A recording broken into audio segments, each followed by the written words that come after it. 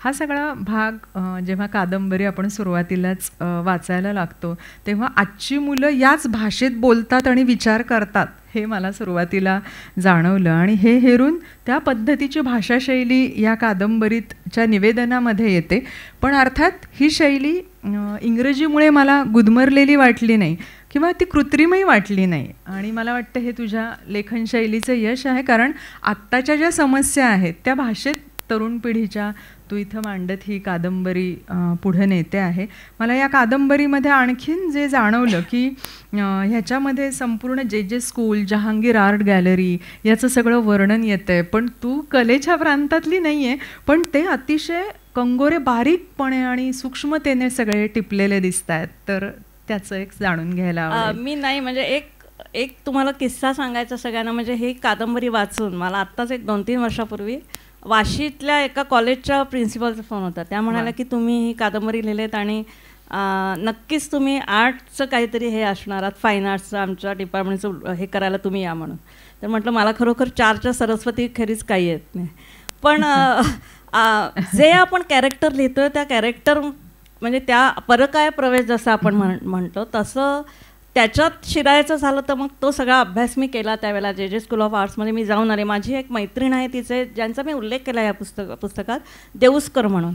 ते देऊस्कर जे आहेत ते मोठे चित्रकार होते आणि माझी मैत्रिणीचे ते सासरे शालेय ह्याच्यातली माझी मैत्रीण आहे. त्यामुळे तिचे जे पास होते त्यावेळेला मी त्या कॉलेजमध्ये आणि जहांगीर आर्ट गॅलरी ह्या दोन्ही ठिकाणी मी जाऊन ज्या वेळेला आपण तिथे वर्णन करतो की ज्या वेळेला त्याच्यातले आपण पात्र निवडतो त्यावेळेला तो परिसर, त्या व्यक्तीचं भावनिक अंतरंग हे सगळं आपल्यात मुरवून घ्यावं लागतं असं मला तरी वाटतं. म्हणजे नुसतंच वरवर लिखाण केलं आहे असं माझा हे कधीच राहिला नाही.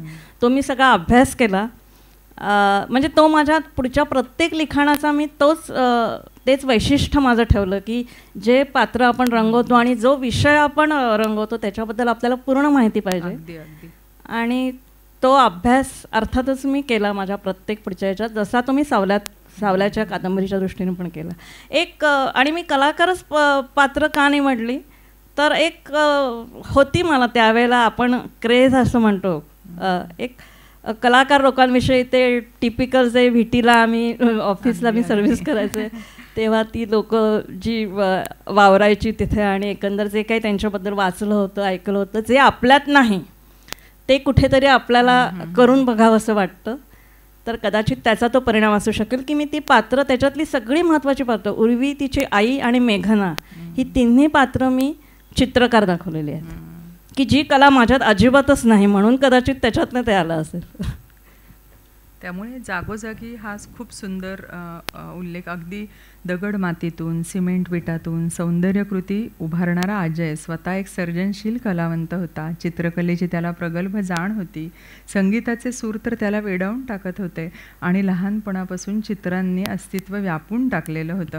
आणि मग त्या प्रत्येक चित्राचं वर्णन, आर्ट गॅलरीचं वर्णन ते अतिशय सखोलपणे केलेलं दिसते. आणि उर्वीचे जे आई बाबा आहेत त्यांची जी इच्छा आहे किंवा त्यांनी ज्या आर्किटेक्चरच्या क्षेत्रात करिअर केले किंवा फाईन आर्टच्या, आणि तिला ते पुढे करावं वाटत असेल, त्यामुळे ही पात्र तुझी त्याप्रमाणे येतात आणि एक वेगळा अवकाश निर्माण करतात. उर्वीचे वडील मी त्याच्यात आर्किटेक्ट दाखवलेत, आई ही चित्रकार आहे. दुबईमधलं पण मी कलाविश्व तिथे केलं की दुबईत जाते मध्ये मेघना ती, तर तो सगळा मी अभ्यास केला. म्हणजे माझ्या प्रत्येक ह्याच्यात जर कोणीही त्याचे रेफरन्स बघायचं ठरवलं तर असं कोणीच मला हे नाही करू शकणार की हे कसं काय आलं इथे, हे असं नव्हतं, असं नाही, हे असंच होतं, हे मी सांगू शकतो. खरं आहे, खरं आहे.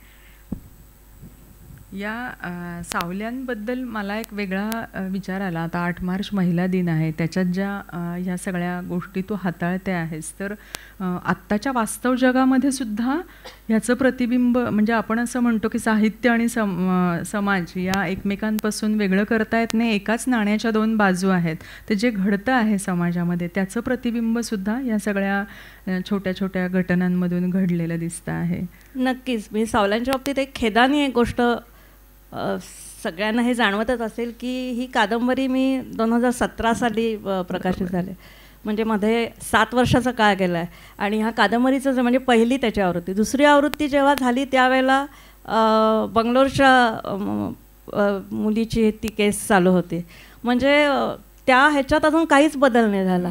ते जे आजूबाजूचं वास्तव आहे ते तसंच राहिलं आहे. आणि आम्ही सावल्याच्या प्रकाशनाच्या वेळेला पण सांगितलं होतं की माझ्या कॉलेजमध्ये असताना जे कामा हॉस्पिटलमध्ये एक केस चालू होती, जी नर्स होती ती बरेच वर्ष कोमामध्ये होती. केएममध्येच केस होती, ती केएममध्ये अरुणा. म्हणजे आणि ते कुठेतरी माझ्या डोक्यात सावल्या कादंबरी लिहिताना म्हणजे जे मी उर्वीला दाखवले की ती वेगवेगळ्या केसेस ऐकते, त्यावेळेला मला कुठेतरी ते डोक्यात होतं.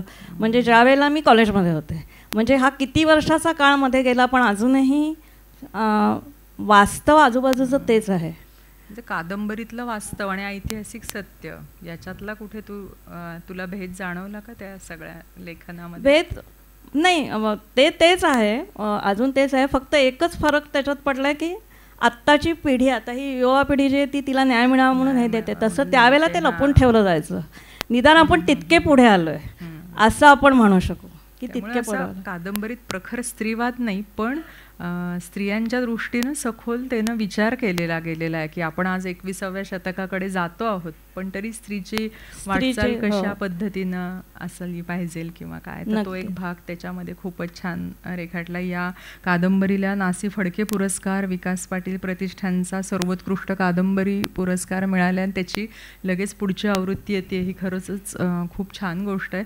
मला असं वाटतं प्रियांका की या सावल्यानंतर तू मोक्षकडे वळलीस, पण पहिलीच कादंबरी इतकी बहुचर्चित झाली तर त्याचं एक दडपण असतं लेखकाला दुसरी कादंबरी लिहिताना, तर त्या दडपणाची सावली मोक्षवर पडली का?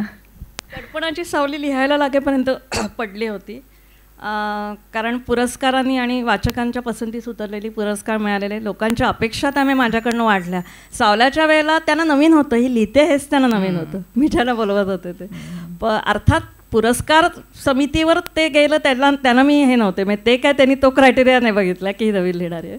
पण मोक्षच्या वेळेला मला नक्कीच ते दडपण होतं. पण आणि मी सावल्यात खूप काळ गुंतून राहिले, मी खूप अभ्यास केला होता, तो विषय खूप सेन्सिटिव्ह होता, त्याच्यातनं बाहेर यायला मला वेळ लागला. पण मोक्ष जशी जशी मी लिहायला लागले तसं माझं ते दडपण दूर झालं. म्हणजे मी काहीच, मला सावल्याचं डोक्यातही कुठलीच गोष्ट डोक्यात नाही राहिली. जसं त्याचे मॅटर डोक्यात नाही राहिलं तसं यशही डोक्यात नाही राहिलं. पूर्ण दोन त्याचे वेगळ्या पद्धतीने पूर्ण वेगळा विषय येतो. पण तरीही सावल्यातली उर्वी आणि मोक्ष कादंबरीचा जो नायक आहे शेखर, किंवा त्याची आई, वडील, आप्पा, सावित्री, त्याची पत्नी सविता, मुलगा सागर, या सगळ्यातून एक संघर्ष जो चित्रित केलेला आहे, तर त्या संघर्षाची जी गुंतण केलेली आहे, तर तो कसा डोळ्यासमोर तो पट उलगडत गेला तुझ्या? दोन्हीमध्येही संघर्ष आहे, याच्यातला संघर्ष वेगळा आहे मोक्षचा. खरं म्हणजे काही लेखक जे आहेत, इथेही रोटरीचं काम त्यावेळेला सुरू झालेलं हे मी म्हणेनच. काही NGOजच्या ओळखी, कारण मोक्षमधला जो शेखर आहे ह्याचा संघर्ष आहे मानसिक, की तो समाजसेवेचं व्रत घेऊन ठरवतो की मेडिकलला वगैरे ॲडमिशन मिळत असूनही तो त्या ह्याच्याकडेच जातो समाजसेवा करण्यासाठी, आणि मग त्याला कशी आपले फॅमिलीसाठी त्याच्याशी तडजोड करायला लागते आपल्या मूल्यांशी, तो विषय आहे. मी ह्याच्या बाबतीत मिलिंद बोकील जे लेखक आहेत की ज्यांनी सोशॉलॉजीमध्ये केलेलं आहे खूप, त्यांची पुस्तकांचा माझ्यावर खूप प्रभाव पडला.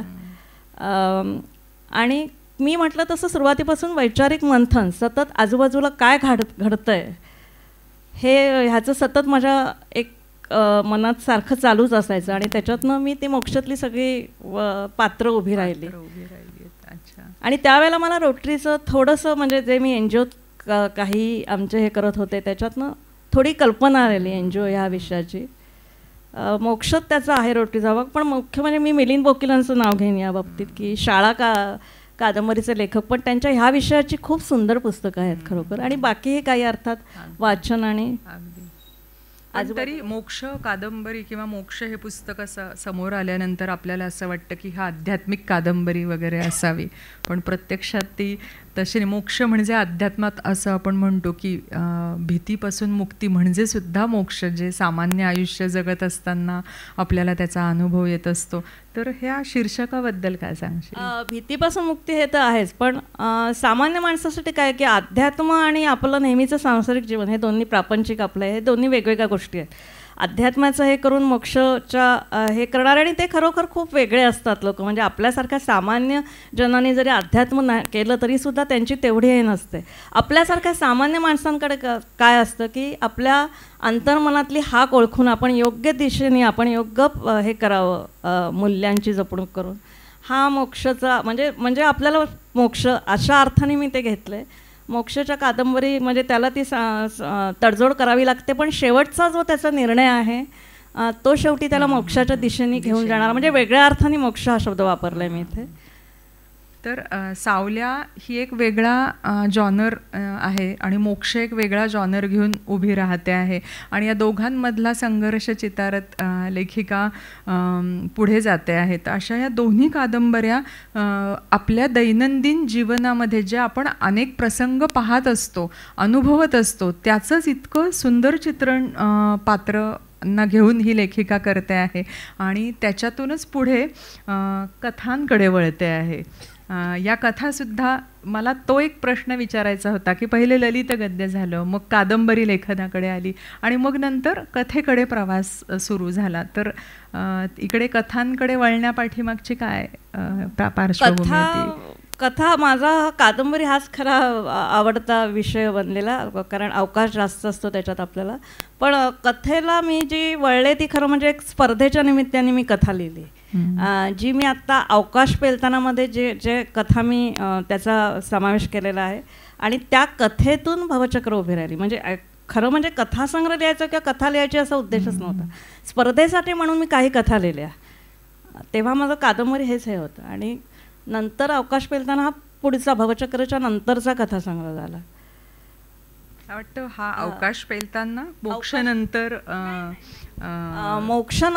भवचक्र आले आणि मग अवकाश पेलताना आत्ताची लेटेस्ट जी आत्ताची जी आहे ती अवकाश पेलताना. आणि मला वाटतं ह्या सगळ्या कथासंग्रहात जी एक हतबुद्ध कथा आहे त्या कथे म्हणजे ही सगळा कथासंग्रह वाचताना असं जाणवलं की खुर्ची, हतबुद्ध, स्त्री, स्वची जी जाणीव असणाऱ्या ह्या कथा आहेत. तर ह्या एक मनाला भिडणाऱ्या हा कथा वाङ्मय प्रकार. आणि काही कथा त्याच्यात तू दीर्घ लिहिलेल्या आहेत, काही लघुकथा पण त्याच्यामध्ये हाताळलेल्या आहेत. पण कथेचा रूपबंधाचा जरी विचार केला तरी वेगवेगळे कालखंडसुद्धा त्या रूपबंधात आणण्याचा एक लक्षणीय प्रयोग त्याच्यामध्ये केला आहे. म्हणजे एकंदर ही सगळी ही कथा अखिल भारतीय साहित्य परिषदेमध्ये पहिला पुरस्कार प्राप्त झालेली कथा आहे. अगदी चराचर सृष्टीचं एक सगळं अवकाश व्यापून राहिलेल्या ईश्वरी शक्तीला माणूस आपल्या क्षणभंगूर नगण्य अवकाशात कसं सामील करून घेतो आणि त्याही पुढे जाऊन तो आपल्या सुखदुःखांसाठी ईश्वरी शक्तीला सुद्धा कसं वेठीला धरतो, अशी एक वेगळ्या विषयाला स्पर्श करणारी ही कथा. आणि मला वाटतं हेच बीज तुझ्या भवचक्र कादंबरीचं आहे. तर त्या भवचक्र कादंबरीबद्दल तू सांगशील? कथेचा जरी शेवट मी केला असला तरी माझा विचार प्रवाह आणि हे तिथे थांबला नव्हता. काय काय वेळेला कथा लिहिल्यानंतर आपण त्यातल्या पात्रात त्यातल्या कथानकात गुंतून जातो. तसं माझं हतबुद्धच्या बाबतीत झालं. आणि मला माहिती नाही की भवचक्रसारखी म्हणजे लिखाण माझ्या हातून परत होईल की नाही, इतकं मला त्या वेळेला आलेलं आहे. हे मी महाबळेश्वर सैलची कादंबरी तेव्हा वाचलेली, तांडव, जी गोव्याचं इन्क्विझिशन वगैरे ह्याच्यावर जी झालेली आहे. बाकीही गोव्याबद्दल खूप काही दरम्यानच्या काळात वाचनात आलं. म्हणजे ही जी कथा मी लिहिली आहे ती 2016 वगैरे साली लिहिलेली, की ज्या वेळेला माझी सावल्यासुद्धा प्रकाशित झाले नव्हते. सावल्याही त्याच्यानंतरची आहे. ती कथा तशीच डोक्यात होती, स्पर्धेसाठी म्हणून दिली होती. आणि महाबळेश्वर सैलची जी कादंबरी त्याच्यातनं मी म्हणजे गोवा खूप माझं सुरुवातीपासून आवडतं आहे. आणि मी त्या ह्यांनी झपाटली जाऊन म्हणजे गोव्यातील लोकांवर इतका अत्याचार झालेला आहे त्यावेळेला माझ्या प्रकर्षाने जाणवलं की जे आधी ऐकलं होतं पण तेवढं प्रकर्षाने ते हे नव्हतं. मग मी त्या संदर्भात खूप अभ्यास केला. माझ्या मावशीचं नेमकं तिथे गोव्याला सासर आहे, ते मी काही लोकांना भेटले आणि खूप अभ्यास करून माहीत नाही की हतबुद्ध आणि गोव्याचं म्हणजे ती जी आहे की गोव्यातले लोक ज्या वेळेला इन्क्विझिशन लागू केलं गोव्यात पोर्तुगीजाने. म्हणजे पार ही 1400 सालापासून ही 2000पर्यंत कथा ही कादंबरी जाते ती भवचक्र. इन्क्विजिशन जेव्हा लागू केलं त्यावेळेला त्यांना, इन्क्विजिशन म्हणजे त्यांची धर्मसंस्था की त्यांचे सगळे हे पाळायचे. म्हणजे ते धर्मांतर तर अतिशय क्रूर पद्धतीने पोर्तुगीजांनी केलं, पण त्यांना सगळ्या ह्या गोष्टी करायला सुद्धा बंदी होती. म्हणजे साधं आपल्या कोणावर मृतांवर संस्कार करायचे झाले तरी नदीपलीकडे जिथे लोकाश्रय होता हिंदू धर्माला तिथे जाऊन त्यांना ते करायला लागायचं. खूप त्यांच्यावर म्हणजे अनन्वित अत्याचार केले. आणि त्या सगळ्या ह्याच्यातनं मग आपल्या देवाला वाचवण्यासाठी म्हणजे ती जी भवचक्रमधली जी मी वास्तव त्यावेळेचं रंगवलेलं आहे ते सगळं वास्तव आहे म्हणजे जे आहे ते. आणि त्याच्यावर मी एक पूर्ण सत्यातला अभ्यास पूर्ण वास्तवाचा हे करून मी त्याच्यात एक कुटुंब हे केलं. म्हणजे ते परिस्थिती सगळी तीच, फक्त माझ्या कादंबरीसाठी एक कुटुंब मी आणलं त्याच्यात की त्यावेळेला गोव्यातल्या देवळातनं पोर्तुगीजांपासून वाचवण्यासाठी आपले देव घेऊन काही लोक बाहेर पडली की जी राजापूरला स्थायिक झाली, काही पुढे काही साऊथमध्ये गेले, दक्षिणेला कोकणात गेले. तर मग मी असं ती सगळी पार्श्वभूमी, शेफाली वैद्यचंही मी खूप व्हिडिओज बघितले आणि बाकी खूप वाचलं. मग मी त्याच्यातलं जे भवचक्रमधलं कुटुंब आहे की त्या देवळातनं मूर्ती घेऊन त्याचा पुजारी बाहेर पडला आणि त्या मूर्तीचा कसा प्रवास होत गेला. आणि हा जो प्रवास होता तो जसं केलं की त्यावेळेचे त्या माणसांचे त्याच्या संपर्कात आलेल्यांचा ते म्हणजे देवाची हे म्हणून वापर कसा त्यांनी केला. आपापले स्वार्थ आणि आपापले हे, काही जण अगदी नास्तिक असायचे त्याच्यातही एक वेगळा होता. इव्हन आस्तिक जे होते ते सुद्धा आपल्या म्हणजे सुखासाठी, आपल्या अपेक्षांसाठी देवाचा कसं त्यांनी म्हणजे वापरच करतो आपण. हा श्रद्धेचा ह्याचा एकार्थी वापरच केला जातो जरी श्रद्धा असली तरी. तर त्या सगळ्या ह्याच्यावर ते मी 2 हे जोडल्या आणि त्याच्यातनं भवचक्र कादंबरी लिहिली गेली की जे मलाही माहिती नाही की माझ्या हातून परत तशी साहित्यकृती होईल किंवा नाही. कारण सावल्या, मोक्ष याच्यापेक्षा भवचक्रचा विषयच म्हणजे जातकुळीच पूर्णपणे वेगळी आहे आणि ती मांडणी तुझ्याकडून होऊन गेलेली आहे. आता या सगळ्या प्रवासात फिक्शन अर्थात कल्पना, कादंबरी म्हणजे, तर कल्पना आणि वास्तव याच्यामधला कसा? आता कल्पना म्हणजे आपण 2 प्रकारे कल्पनेचा जर अर्थ घेतला तर एक म्हणजे कल्पनारम्य म्हणतात ते की त्याच्यात फॅन्टसीचा भाग असतो. तर माझ्या ह्याच्यात वास्तवाचाच भाग आहे. कल्पना अशा अर्थाने की ते फक्त त्या वास्तवाला बेस धरून, आता उदाहरणार्थ सावल्याचं मी स्वतः अनुभव नाही घेतलेला, मी त्या व्यक्तीच्या जाऊन कल्पना केली की ही व्यक्तीचं ह्या ह्याच्यात म्हणजे वास्तवाच्या बॅकग्राऊंडवर माझी कल्पना उभी केली मी की ज्याला वास्तवाचा भक्कम आधार आहे. आणि माझ्या प्रत्येक कादंबरीच्या बाबतीत, भवचक्राच्या बाबतीत सुद्धा त्यावेळेचं सगळं वास्तव मी अभ्यासलं पार 14व्या शतकापासूनचं आणि त्याच्यावर माझं कल्पनाविश्व उभं केलं की जे वास्तवावर आधारित आहे. बरोबर. त्यामुळे कल्पना हा माझा जरी त्याच्यातला एक भाग असला तरी ते वास्तवावर पूर्णपणे आधारलं आहे. म्हणजे वास्तव आणि कल्पना ह्याच्यात विसंवाद होऊ नाही शकत. काही जण ती लिबर्टी घेतही असतील, पण माझ्या बाबतीत तरी माझं ते तत्त्व ठेवलं की वास्तवावर आपली कल्पना उभी राहिली पाहिजे की जी वास्तवावर आधारित असायला पाहिजे. उलट मला असं वाटतं प्रखर वास्तवावर भाष्य करणारी मोक्ष आणि सावल्या ही कादंबरी आहे किंवा मूल्यऱ्हासाची जी एक शोकांतिका आहे ती या कादंबऱ्यांमधून मांडलेली आहे. थोडंसं मी मघाशी असं म्हटलं की आपला भाषा हा मराठी भाषेत हे सगळं लिखाण केलं जातं आहे. एकीकडे आपण असं म्हणतो आहे की आज जागतिक भाषा दिन आहे किंवा भाषेला अभिजात भाषेचा दर्जा मिळाला आहे किंवा वाचलं जात नाही, विक्री होत नाही. इथे तर यांची विक्री होऊन आता दुसरी आवृत्ती निघते आहे. तर तू काय त्या मला एक खरोखर सांगायला आवडेल की सुरुवातीला माझं पण जेव्हा सावल्या कादंबरी प्रकाशित झाली, नासी फडके पुरस्कार मिळाला, तेव्हा सुधीर गाडगे यांनी माझी मुलाखत घेतली होती आणि सुधीर गाडगेंनी मला तेव्हा हा प्रश्न विचारला होता की मराठी पुस्तकं आजकाल वाचली जात नाही तरीसुद्धा तुम्ही कसं काय ह्याच्याकडे वळलात. तर त्यावेळेला जे मला जाणवलं ते नंतरच्या माझ्या प्रत्येक ह्याच्यात की अजूनही लोक वाचतात. तुम्ही जर त्यांना कसदार सकस दिलत. आणि मी ह्याच्या बाबतीत सांगेन की काही मला लेखक, मराठी लेखक हे जसं मी मिलिंद बोकील वगैरे सांगितले तसं श्रीना पेंडसे हे माझे खूप आवडते लेखक आहेत आणि इंग्लिश पुस्तकांचं माझं वाचन खूप झालं आहे, कादंबऱ्यांचं. त्याच्यात तुम्ही नुसतं एक कुठला तरी प्रॉब्लेम घेऊन हे करता, फॅमिलीवर केंद्रित म्हणजे कुटुंबावर केंद्रित, तसं न करता त्यावेळेचं सगळं सामाजिक वास्तव जर तुम्ही प्रखरपणे त्याच्या बरोबरीने जोडलं, फक्त कथानक, आपला कथानक हा विषय जर नाही ठेवलात तर लोक तुमचे वाचतात. मी म्हटलं तसं त्याला कुठेही हे देणारं की हे असं नव्हतं, नाही हे असंच होतं त्यावेळेला. ह्या ह्याच्यावर जर तुम्ही लिहिलं, माझा एक वाचक वर्ग निर्माण झाला आहे.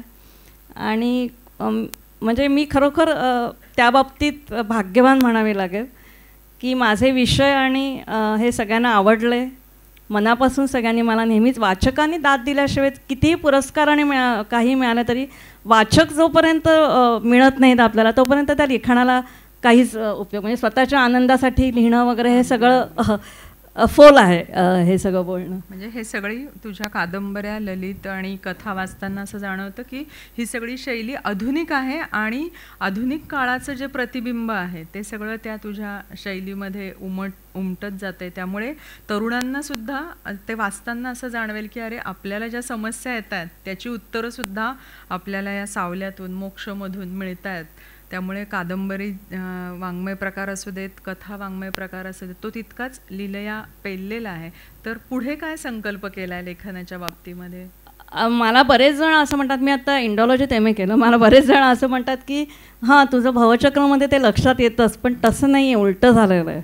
भवचक्र मी लिहिली, त्याच्यानंतर एक माझा पुढचा एक हे येतो, एक जीवन प्रवास आहे एका व्यक्तीबद्दल.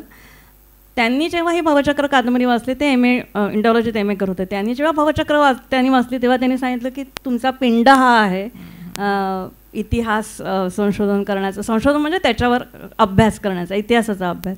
म्हणून मी इंडॉलॉजीमध्ये MA केलं. मी जसं म्हटलं की माझं एक पुढचं पुस्तक जे आहे, जे मिहाना प्रकाशनच हे करेल, की एक जीवन प्रवास आहे एका व्यक्तीबद्दल, आणि त्याच्या पुढची पुस्तकं माझी इंडॉलॉजी ह्या विषयावर असणार आहे. त्यासाठी माझा अभ्यास चालू आहे, कारण आम्हाला MA म्हणजे आम्हाला जस्ट त्यांनी दारापाशी नेऊन सोडलेलं आहे.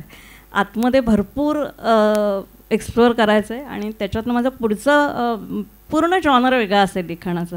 पुढची जी पुस्तकं येतील ते विषय मी आत्ता सांगत नाही, कारण खूप धाडसी हे ठरेल. म्हणजे ते मी आत्तापासूनच त्याच्याबद्दल हे करलं की हे लिहिणार आहे, ते लिहिणार आहे. पण त्या दृष्टीने माझे प्रयत्न चालू आहेत आणि ते मला नक्कीच आहे तेवढा आत्मविश्वास की मी ते विषय व्यवस्थितपणे मांडू शकेन. हिचा सगळा प्रवास पाहिला प्रियांकाचा, तर तिने मंत्रालयामध्ये काम केलेलं आहे.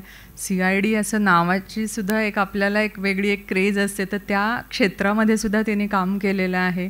त्याच्यातून सेवानिवृत्ती घेऊन मग लेखनाकडे वळलेली आहे. तर एक स्त्री म्हणून कोणकोणत्या आव्हानांना सामोरं जावं लागलं आहे का या साहित्य आणि याच्या सगळ्या गोष्टींमध्ये?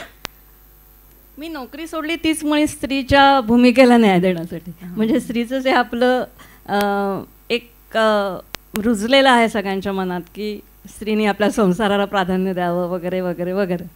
तर त्यावेळेला जी मी ती नोकरी सोडली ती मुलांच्यासाठी सोडली, राजीनामा दिला म्हणजे मी. आणि जेव्हा मुलांच्या अभ्यासातून आणि याच्यातनं मी जेव्हा बाहेर आले, त्यामुळे ते जे आहे स्त्रियांचं की अजूनही तिला म्हणजे स्त्री खूप पुढे गेल्या. आपण आता बघितलं तर ती निदान आपल्यासारख्या घरातल्या मुलींना तरी आपण आता पूर्वीसारखं नाही हे करत. पण तरीसुद्धा आता माझ्या मुलीचंच जर उदाहरण द्यायचं झालं तर माझा मुलगाही त्यांनी डेंटिस्ट्रीमध्ये PG केलेलं आहे, मुलींनीही केलेलं आहे. पण ज्या वेळेला तिला पुढच्या भविष्यकाळात प्रेग्नन्सीमध्ये ती एक्सरेही काढू शकणार नाही. म्हणजे तिला तर तेवढा ब्रेक घ्यायलाच लागणार जे मुलाला त्याची आवश्यकता नाही. म्हणजे निसर्गानेच जे स्त्री आणि पुरुषमध्ये जे काही निसर्गतः जे हे आहेत त्याच्यात काही झालं तरी आपण कितीही सगळ्या क्षेत्रात स्त्रिया वावरला तरीसुद्धा एक मर्यादा शेवटी स्त्रीला येतेच. आणि शेवटी आपल्या समाजाची रचनाच म्हणजे तशी आहे, पूर्वापारी चालत आलेली आहे. कितीही पिढी आता बदलते, आता खूप बदल घडत आहेत, पण तरी समाजाची रचना अशी लगेच बदलू नाही शकत. त्या सेटअपमध्ये तुम्हाला राहायचं आहे म्हटल्यावर थोडंफार तरी त्या सेटअपशी जुळून घ्यायलाच लागतं शेवटी. त्यामुळे मला नेहमी अश्विनी धोंगडेंच्या 4 ओळी आठवतात की जगातल्या पहिल्या विवाहितेला पुरोहिताने असं म्हटलं, on your mark get set go. ती अजून धावतेच आहे, सप्तपदीचे फेरे आयुष्यभर घालते आहे. ऑफिसमध्ये बॉस तरी घरी मात्र वेटर आहे, कारण ती कोणाची तरी आई आहे, बायको आहे. सोसून सारं हसते म्हणून घर सारं हसरं आहे, कारण तुमच्या माझ्या घरामध्ये एक मायेची साय आहे. त्यामुळे खरं तर स्त्रीचा हा जो सगळा संघर्ष आहे तो अजूनही चालूच आहे. दोन्ही डगरींवरती पाय ठेवत हा छान लेखनाचा प्रवास केलेला आहे. मला शेवटाला आपण आता घड्याळाची वेळ पाहत मी आता बोलते आहे तुझ्याशी, कारण अजून खरं तर बोलण्यासारखे मुद्दे पण भरपूर आहेत, पण तरी महत्त्वाचं म्हणजे 1 दशक सगळं तू लिहिते आहे. अतिशय श्रद्धापूर्वक हे लेखन तुझं तू चालू ठेवलेलं आहे. तर ह्या सगळ्या कादंबऱ्या, कथा, या सगळे वाङ्मय प्रकार हाताळताना त्याला एखाद्या संशोधनाची, संदर्भाची किंवा त्याची जोड देऊन मग हे लिखाण होत गेलं की त्याची पायाभरणी कशी झाली? हो, मी जसं म्हटलं तसं अगदी सावल्यापासून माझे जे म्हणजे संशोधन आणि हे करतच लिखाण केलं मी. ते अतिशय आवश्यकच आहे. म्हणजे नुसतं एक काहीतरी कल्पना डोक्यात आली आणि ते लिहिलं तर ते तितकं वाचकांना भावणार नाही.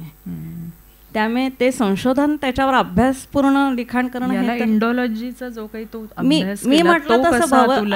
मी म्हटलं तसं भवचक्रपर्यंत मी म्हणजे इंडॉलॉजी मी जस्ट MA केलं. ह्याच्या पुढच्या ह्याच्यावर त्याचा परिणाम होईल इंडॉलॉजीचा.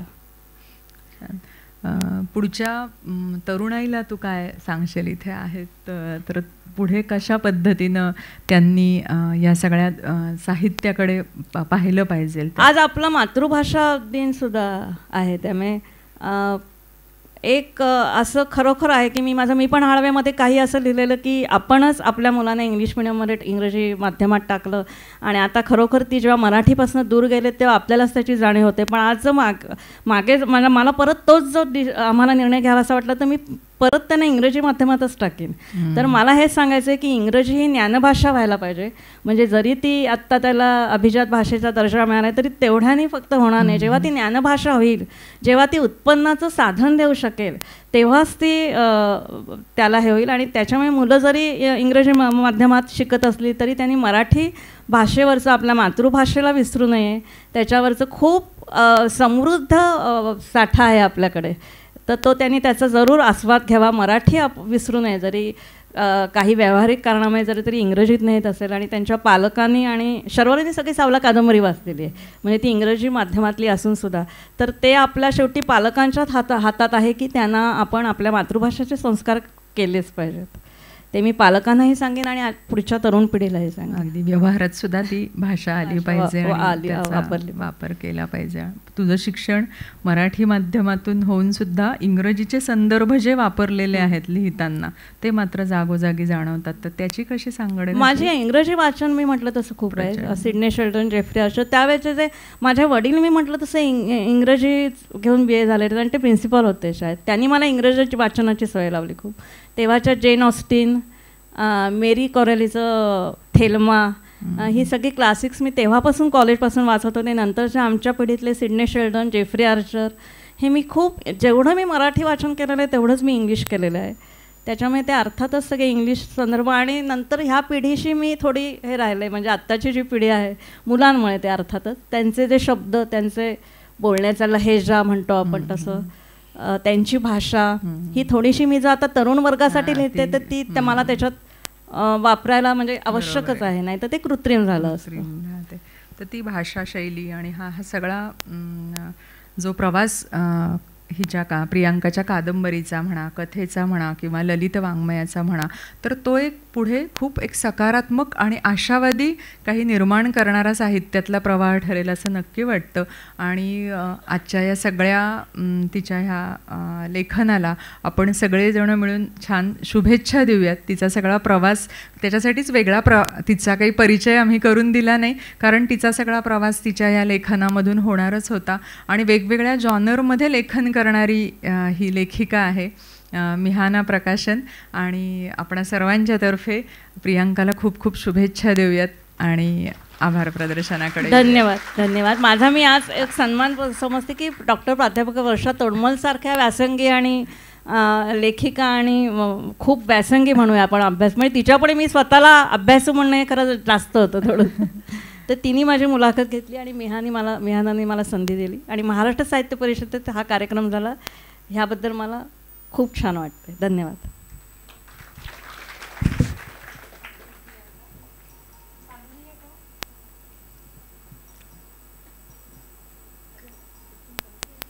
तर आपण अजून वाचू शकतो, पण 7:30 वाजलेत म्हणून मी थांबली आहे. चालेल ना?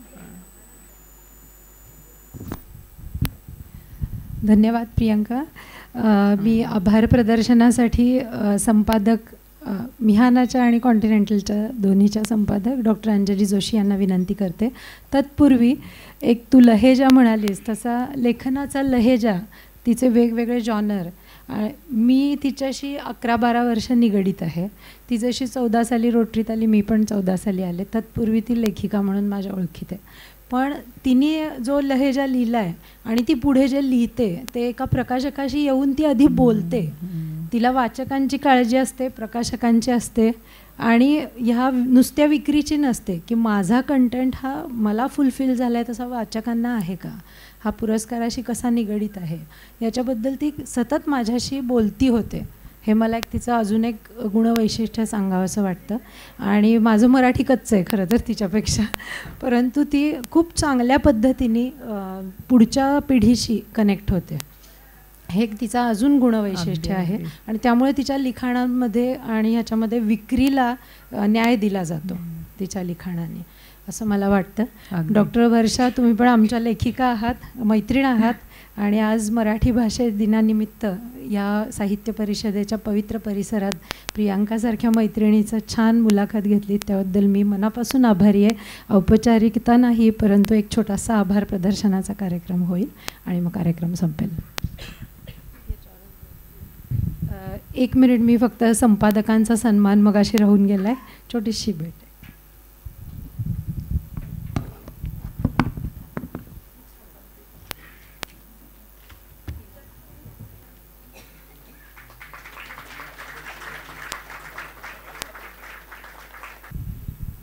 अनौपचारिक म्हटलं तरी सन्मान हा औपचारिकच असतो.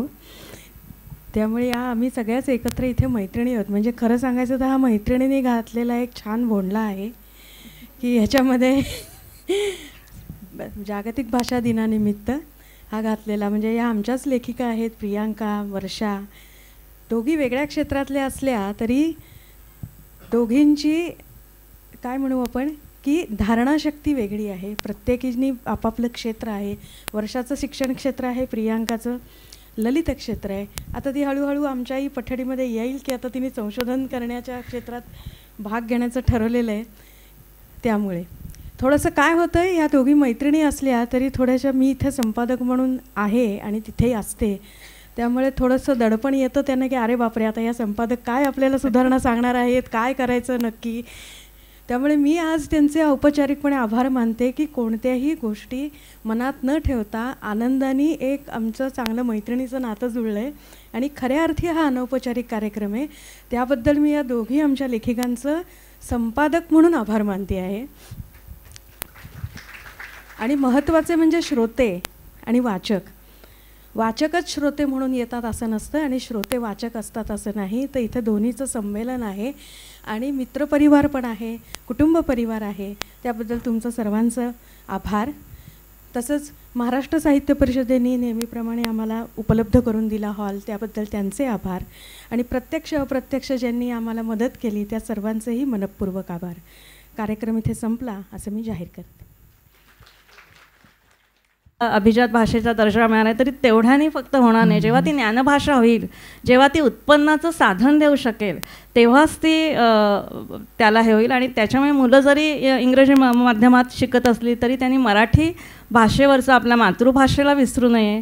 त्याच्यावरचं खूप समृद्ध साठा आहे आपल्याकडे, तर तो त्यांनी त्याचा जरूर आस्वाद घ्यावा. मराठी विसरू नये, जरी काही व्यावहारिक कारणामुळे जरी तरी इंग्रजीत नाही येत असेल. आणि त्यांच्या पालकांनी आणि शर्वरीने सगळी सावला कादंबरी वाचलेली आहे, म्हणजे ती इंग्रजी माध्यमातली असूनसुद्धा.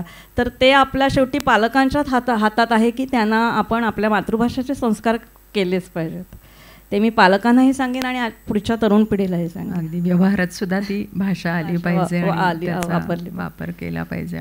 तुझं शिक्षण मराठी माध्यमातून होऊन सुद्धा इंग्रजीचे संदर्भ जे वापरलेले आहेत लिहिताना ते मात्र जागोजागी जाणवतात. तर त्याची कशी सांगड? माझी इंग्रजी वाचन मी म्हटलं तसं खूप आहे. सिडनी शेल्टन, जेफ्री आर्चर, त्यावेळेचे जे माझे वडील मी म्हटलं तसं इंग्रजी घेऊन BA झाले आणि ते प्रिन्सिपल होते शाळेत. त्यांनी मला इंग्रजी वाचनाची सवय लावली खूप. तेव्हाच्या जेन ऑस्टिन, मेरी कोरेलीचं थेल्मा, ही सगळी क्लासिक्स मी तेव्हापासून कॉलेजपासून वाचत होते. नंतरच्या आमच्या पिढीतले सिडनी शेल्डन, जेफ्री आर्चर, हे मी खूप, जेवढं मी मराठी वाचन केलेलं आहे तेवढंच मी इंग्लिश केलेलं आहे. त्याच्यामुळे ते अर्थातच सगळे इंग्लिश संदर्भ. आणि नंतर ह्या पिढीशी मी थोडी हे राहिले आहे, म्हणजे आत्ताची जी पिढी आहे मुलांमुळे, ते अर्थातच त्यांचे जे शब्द, त्यांचे बोलण्याचा लहेजा म्हणतो आपण तसं, त्यांची भाषा ही थोडीशी मी जर आता तरुण वर्गासाठी लिहिते तर ती मला त्याच्यात वापरायला म्हणजे आवश्यकच आहे, नाही तर ते कृत्रिम झालं असतं. तर ती भाषा शैली आणि हा सगळा जो प्रवास हिच्या प्रियांकाच्या कादंबरीचा म्हणा, कथेचा म्हणा किंवा ललित वाङ्मयाचा म्हणा, तर तो एक पुढे खूप एक सकारात्मक आणि आशावादी काही निर्माण करणारा साहित्यातला प्रवाह ठरेल असं नक्की वाटतं. आणि आजच्या या सगळ्या तिच्या ह्या लेखनाला आपण सगळेजण मिळून छान शुभेच्छा देऊयात. तिचा सगळा प्रवास, त्याच्यासाठीच वेगळा तिचा काही परिचय आम्ही करून दिला नाही, कारण तिचा सगळा प्रवास तिच्या या लेखनामधून होणारच होता. आणि वेगवेगळ्या जॉनरमध्ये लेखन करणारी ही लेखिका आहे मिहाना प्रकाशन. आणि आपणा सर्वांच्या तर्फे प्रियांकाला खूप खूप शुभेच्छा देऊयात आणि आभार प्रदर्शनाकडे. धन्यवाद. धन्यवाद. माझा मी आज एक सन्मान समजते की डॉक्टर प्राध्यापक वर्षा तोडमलसारख्या व्यासंगी आणि लेखिका, आणि खूप व्यासंगी म्हणूया आपण अभ्यास, म्हणजे तिच्यापुढे मी स्वतःला अभ्यासू म्हणणं हे खरं जास्त होतं थोडं. तर तिने माझी मुलाखत घेतली आणि मिहानाने मला संधी दिली आणि महाराष्ट्र साहित्य परिषदेत हा कार्यक्रम झाला, ह्याबद्दल मला खूप छान वाटते. धन्यवाद.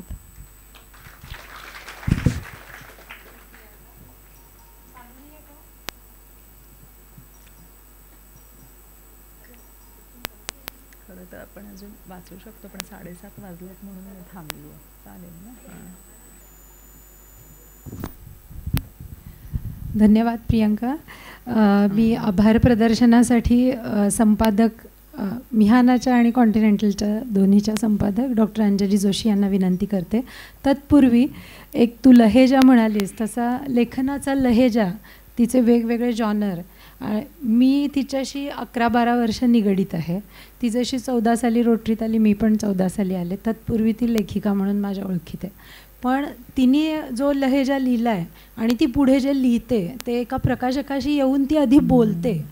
तिला वाचकांची काळजी असते, प्रकाशकांची असते, आणि ह्या नुसत्या विक्रीची नसते की माझा कंटेंट हा मला फुलफिल झाला आहे तसा वाचकांना आहे का, हा पुरस्काराशी कसा निगडीत आहे, याच्याबद्दल ती सतत माझ्याशी बोलती होते. हे मला एक तिचं अजून एक गुणवैशिष्ट्य सांगावं असं वाटतं. आणि माझं मराठी कच्चं आहे खरं तर तिच्यापेक्षा, परंतु ती खूप चांगल्या पद्धतीने पुढच्या पिढीशी कनेक्ट होते. हे एक तिचा अजून गुणवैशिष्ट्य आहे. आणि त्यामुळे तिच्या लिखाणामध्ये आणि ह्याच्यामध्ये विक्रीला न्याय दिला जातो तिच्या लिखाणाने, असं मला वाटतं. डॉक्टर वर्षा, तुम्ही पण आमच्या लेखिका आहात, मैत्रीण आहात, आणि आज मराठी भाषे दिनानिमित्त या साहित्य परिषदेच्या पवित्र परिसरात प्रियांकासारख्या मैत्रिणीचं छान मुलाखत घेतली, त्याबद्दल मी मनापासून आभारी आहे. औपचारिकता नाही, परंतु एक छोटासा आभार प्रदर्शनाचा कार्यक्रम होईल आणि मग कार्यक्रम संपेल. 1 मिनिट, मी फक्त संपादकांचा सन्मान मगाशी राहून गेला आहे, छोटीशी भेट.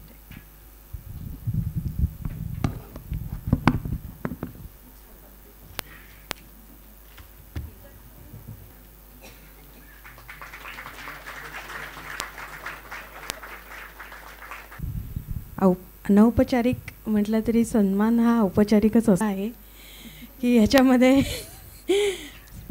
जागतिक भाषा दिनानिमित्त हा घातलेला, म्हणजे या आमच्याच लेखिका आहेत, प्रियांका, वर्षा, दोघी वेगळ्या क्षेत्रातल्या असल्या तरी दोघींची काय म्हणू आपण की धारणाशक्ती वेगळी आहे. प्रत्येकीने आपापलं क्षेत्र आहे. वर्षाचं शिक्षण क्षेत्र आहे, प्रियांकाचं ललित क्षेत्र आहे. आता ती हळूहळू आमच्याही पठडीमध्ये येईल की आता तिने संशोधन करण्याच्या क्षेत्रात भाग घेण्याचं ठरवलेलं आहे. त्यामुळे थोडंसं काय होतं आहे, ह्या दोघी मैत्रिणी असल्या तरी थोड्याशा मी इथे संपादक म्हणून आहे आणि तिथेही असते, त्यामुळे थोडंसं दडपण येतं त्यांना की अरे बापरे, आता या संपादक काय आपल्याला सुधारणा सांगणार आहेत, काय करायचं नक्की. त्यामुळे मी आज त्यांचे औपचारिकपणे आभार मानते की कोणत्याही गोष्टी मनात न ठेवता आनंदाने एक आमचं चांगलं मैत्रिणीचं नातं जुळलं आहे आणि खऱ्या अर्थी हा अनौपचारिक कार्यक्रम आहे. त्याबद्दल मी या दोघी आमच्या लेखिकांचं संपादक म्हणून आभार मानते आहे. आणि महत्त्वाचे म्हणजे श्रोते आणि वाचक. वाचकच श्रोते म्हणून येतात असं नसतं आणि श्रोते वाचक असतात असं नाही. तर इथं दोन्हीचं संमेलन आहे आणि मित्रपरिवार पण आहे, कुटुंब परिवार आहे. त्याबद्दल तुमचं सर्वांचं आभार. तसंच महाराष्ट्र साहित्य परिषदेने नेहमीप्रमाणे आम्हाला उपलब्ध करून दिला हॉल, त्याबद्दल त्यांचे आभार. आणि प्रत्यक्ष अप्रत्यक्ष ज्यांनी आम्हाला मदत केली त्या सर्वांचेही मनःपूर्वक आभार. कार्यक्रम इथे संपला असं मी जाहीर करते.